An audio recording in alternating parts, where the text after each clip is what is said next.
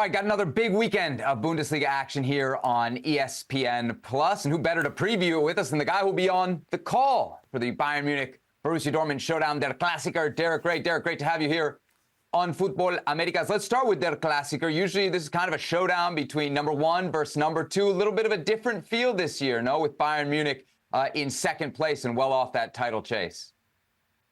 A very different feel, Sebi, when you think about the extent to which Bayern specifically have dominated German football over the last decade or more. They are playing second fiddle to a very good Leverkusen side, and a 10-point gap at the top is telling. I would say that in normal seasons, Bayern would be closing in on another title, but Leverkusen have been excellent, off the charts good. So that is a big part of the story.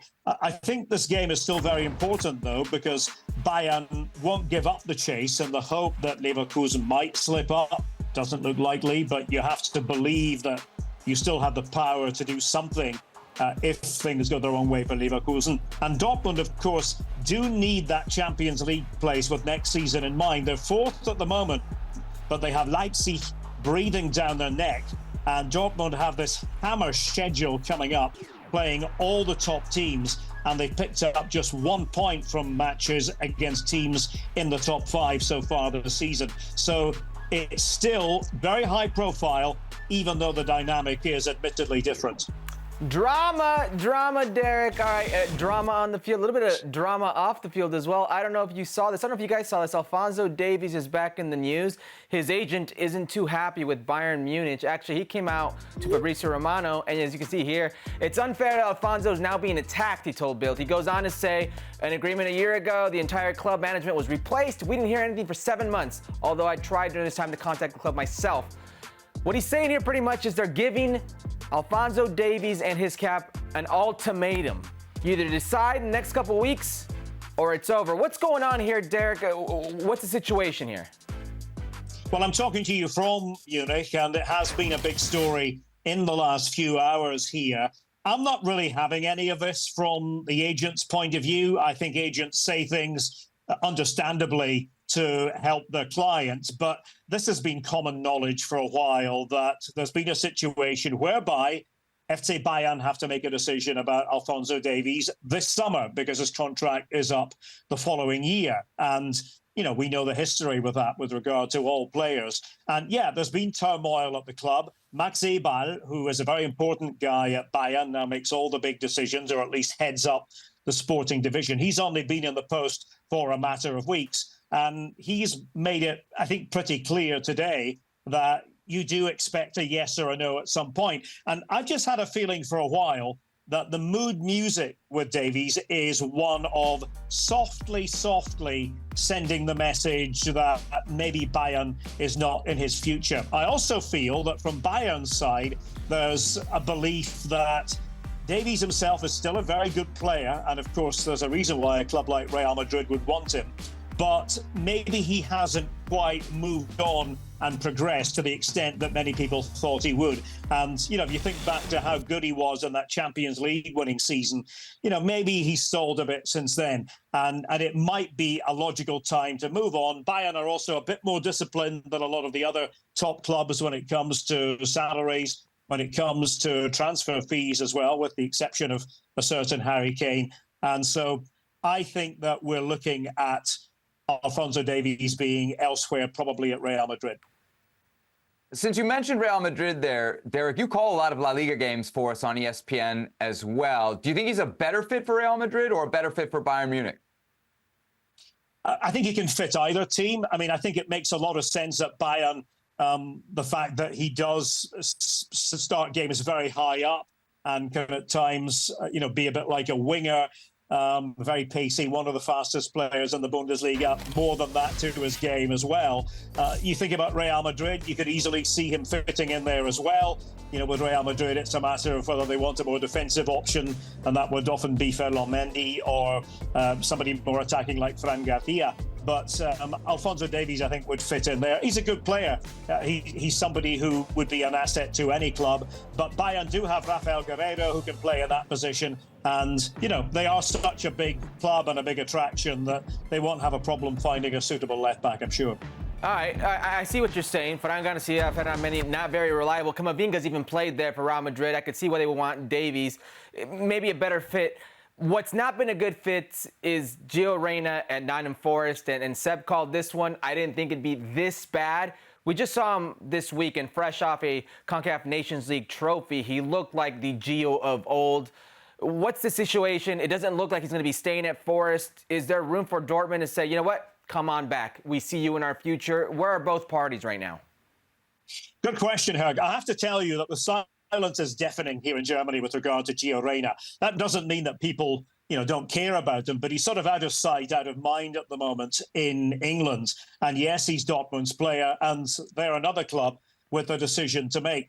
I think the problem is that Gio Reyna, again, is very capable, but is he good enough to be the main creative force for a club like Borussia Dortmund? We're talking about a team that is one of the best in Germany, currently in the last 8 in the Champions League, and with maybe a good path to go all the way to the final if things do fall into place for them.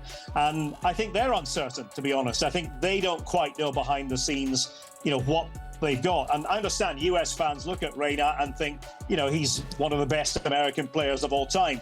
But if I may say so, there is a difference between that and Borussia Dortmund and all the other players around him. With the USA, he's, somebody who you can rely on to provide that creativity. In Dortmund, he's had his opportunities from the start in the Bundesliga, and you might say maybe he hasn't had enough opportunities, but when he has started, he's tended to fail the test. So I think Dortmund will be disappointed that he hasn't had more game time with Nottingham Forest. I think that's crystal clear. They didn't send him away to Nottingham for him to barely play. But certainly is a big decision, and I think Marco Reus will be part of that decision, because the question is, will he continue for another season in Dortmund? What else might they do in a sporting sense? And we'll see who the coach is next season as well. Will it be Edin Terzic? Will it be somebody else? Let me follow up right there, because I feel like Dortmund doesn't seem to have so many issues with Gio Reyna, right? They gave him this new contract through 2026. It seems, Derek, like it's an Edin Terzic thing. Is there any chance come next season that Terzic isn't there? Do you think that might impact Gio Reyna? And even if it's not, for instance, Dortmund, is there interest elsewhere in Germany in this player? Because when he was healthy, he did have statistical success in the Bundesliga. I would assume maybe there's some teams there that might have some interest in him based on what we've seen, not obviously at Forest, but what he's just done in the last week with the U.S. men's national team. I think the problem, Seb, would be value for money and transfer fees and things of that nature. And yeah, I mean, certainly other Bundesliga clubs have looked at Gio Reyna, and you could imagine him fitting in a situation that might be a bit more akin to the US national team, where he's, if not the best player, one of the best 2 or 3 players, and you can more adequately build around him. But there hasn't been a lot of talk about clubs saying, yeah, Reyna is the person we would like to get. I know some people believe that maybe the Bundesliga isn't actually the best fit for him, that perhaps La Liga, with its emphasis more on the technical side of the game, less on the transitional aspects of football, maybe that would be a better fit. But I think it's wait and see at the moment. I know with Edin Terzic, I know American fans, for whatever reason, seem to think that it's all his fault. I've always believed that Edin Terzic and his coaching staff, and he has people like Sven Bender and Nuri Sahin helping him out, they're the ones who have been watching Gio Reyna. Well, Sahin and Bender only came in recently. They're the ones who, in a normal situation, would be watching him, but other members of the coaching staff along with Terzic. And if they're doing that every day and they come to that conclusion, then, I don't think there's any sort of conspiracy or anybody saying, oh, we've got to treat Gio Reyna badly. I think that is just the situation. As I said, he started matches as well without an awful lot of success, more impactful off the bench. But things can change very quickly in this game, as we know. And, this summer, it might be a different chapter that's written. We have to wait and see. There's nothing more to say than that, I think. Derek, let's move on from their Klassiker and talk about the team that's actually top of the table right now. That's Leverkusen. They're taking on Hoffenheim on the weekend. Of course, everybody in the world, Derek's interested in this Leverkusen story, trying to win their first ever Bundesliga title. Here in the United States, we're interested in Hoffenheim as well. I think they're 8th right now in the table with Pellegrino Matarazzo and John Brooks there in the team. What do you make of both of these teams, where they are in the season, and especially for Hoffenheim right there in the work that Rino Matarazzo has done this campaign? Yeah, well, let's start by talking about Pellegrino Matarazzo. And it's been a season of ups and downs. They started pretty well, in actual fact, although better away from home than at home in Sinsheim, which is not the most intimidating venue in the Bundesliga. But then, fairly recently, they hit a really bad patch. And there was actually talk that Pellegrino Matarazzo was under heavy pressure, that he was maybe one defeat away from losing his job. But it didn't work out that way. They've solidified a bit, but there's still a feeling when you look at the squad that maybe they should be a little bit higher than they actually are. One thing that's been a bit worrying for them is the lack of effective dribbling, that they're actually bottom of the Bundesliga dribbling statistics. And this from a team that used to have dribblers like Christoph Baumgartner and Rutter before he went off to England, and players like that. So, they're a competent team, but they're a middle-of-the-pack team as it stands. Now, Leverkusen, of course, have, as I've said before, had this season that is just remarkable in every way. I've never seen a team do what they do consistently well, which is find a way to win when it looks as though they're not going to win. And that can happen once or twice, but when it happens, 4, 5, 6 times in the space of, 2-3 months, then you know that you're onto something really special and really powerful. And I think a lot of it comes down to Xabi Alonso, who, of course, is getting the credit. Very calm demeanor, but has so much credibility. But it's not just him, it's also the sporting division under Simon Rolfes. They did a wonderful job of shopping last summer, bringing in players like Grimaldo, who, I think has surpassed everyone's expectations as left wing backs go. And, Victor Boniface has been out for a long time. He's nearing a comeback. Nobody has beaten them. They are the unbeatables, it seems. And I'd be very surprised, to be honest, if Hoffenheim are the side to change that at the weekend. Yeah, well, I can see why they're so good when their, wing backs play like that. They look like nines. It's a great attacking team. Actually, talking about nines, I know you're a big Cologne guy. There's actually an American striker right now with Cologne. He's 19 years old, Damian Downs. We don't know too much about him. What's the scouting report with Damian Downs? Yeah, I'm glad you've asked me that question, because I was talking to somebody who's, fairly high up at Köln the other day about him. And what I hear internally about him is raw materials very good, but not yet finessed enough as a footballer. Still has an awful lot to learn. But the raw materials are strong, and we saw a good example of that recently in the derby. The biggest game for Köln every season is against Gladbach, their local rivals, the Rhein Derby. And he had the temerity, for one so young, to come off the bench and score the equaliser in that derby.